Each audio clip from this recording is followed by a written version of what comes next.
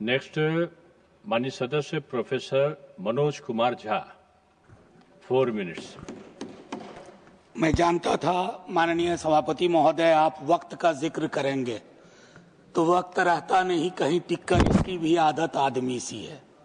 तो बहरहाल माननीय उपसभापति महोदय, 1 आध मिनट ज्यादा ले लूंगा, उससे ज्यादा मैं रिपीट नहीं करना चाहता।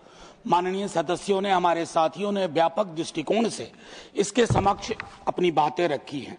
मैं एक बात कहूं, माननीय नेता सदन भी हैं, मैं विश्वविद्यालय में शिक्षक हूं, हो सकता है कि मैं वाइस चांसलर ना बनूं, लेकिन कानूनी तौर पर मेरी बाध्यता ऐसी ना करिए कि तू वाइस चांसलर नहीं बन सकता। मेरी इस बिल से मूल अवधारणागत प्रतिरोध इसलिए है कि highest position in an organisation, people from the organisation can not even aspire to reach there. मैं क्या ही कहूं, बहुत विचित्र दौर है माननीय उपसभापति महोदय। महापुरुष जो इतिहास के थे, उनको लड़ाते लड़ाते नेहरू पटेल, नेहरू गांधी, नेहरू सुभाष, और अब बात बीजू बाबू तक आ गई।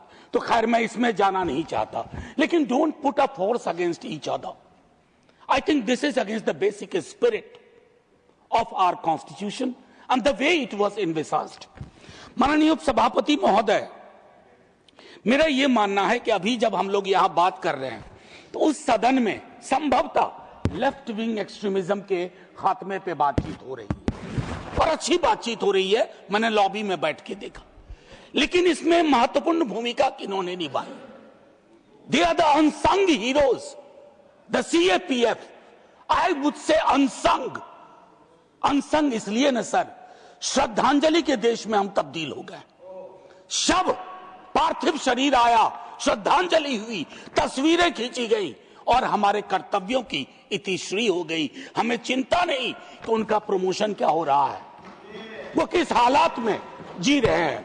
माननीय उपसभापति महोदय, स्टेक होल्डर से तो बात हो।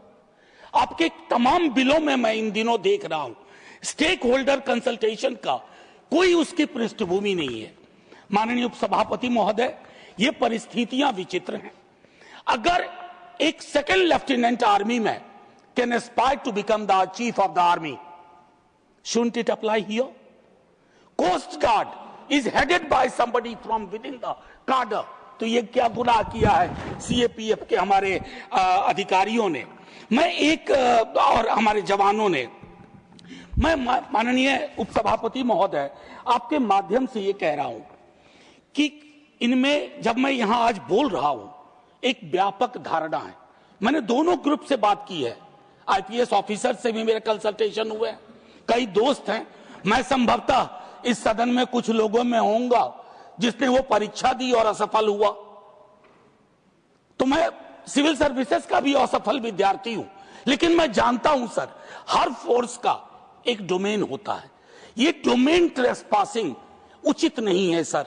मैं आपके माध्यम से यह आग्रह करूंगा, एक सेकंड क्लास सिटीजनशिप वाली फीलिंग उनके अंदर आए, और वो भी तब जब उनके अंदर एक भरोसा हुआ था न्यायालय के निर्णय के बाद कि हमारे जो पेंडिंग डिमांड है, प्रमोशन से लेकर के हिरार्की में जो एक चोकिंग थी, उसको खात्मे की, उस पर हमें विचार करने की आवश्यकता थी। माननीय उपसभापति महोदय, एक चीज मैं माननीय नेता सदन के समक्ष भी रखूंगा। मुझे अक्सर, सर घंटी मत बजाइएगा, मैं खुद बैठ जाऊंगा। उसके बाद आपको मैं घंटी आज नहीं बजाने दूंगा, मैं खुद ही बैठ जाऊंगा। मैं सिर्फ एक चीज कहता हूं, विद्यार्थी जीवन से मुझे एक चीज समझ में नहीं आती थी। हर स्टेट के होम सेक्रेटरी का डोमेन पुलिसिंग होता है। कितने स्टेट्स में IPS होम सेक्रेटरी है? Why such positions are occupied by a person who is not trained within that? और वही तर्क मेरा यहां भी है। माननीय सभापति महोदय, एक ऑर्गेनाइजेशन में जो डेपुटेशन पे 2 साल आते हैं, वो ऑर्गेनाइजेशन के मर्म को, उसके प्रियम्बल को, उसके सिद्धांतों को उस रूप में नहीं समझ पाएंगे जिस रूप में एक विद इन द कैडर व्यक्ति फील करता है। अंततः उपसभापति महोदय, जय हिंद बोलने से पूर्व मैं आग्रह करूंगा माननीय सभी सदस्यों से कि एक बेहतरीन खूबसूरत बिल लाइए, लेकिन स्टेक होल्डर कंसल्टेशन के बाद इसे सिलेक्ट कमेटी में भेजिए। यही मेरा आपसे आग्रह है। और जय हिंद, ताकि हमारे जवानों को लगे कि सिर्फ ये देश श्रद्धांजलि का देश नहीं है। बहुत धन्यवाद आपका। माननीय सदस्य श्री रवि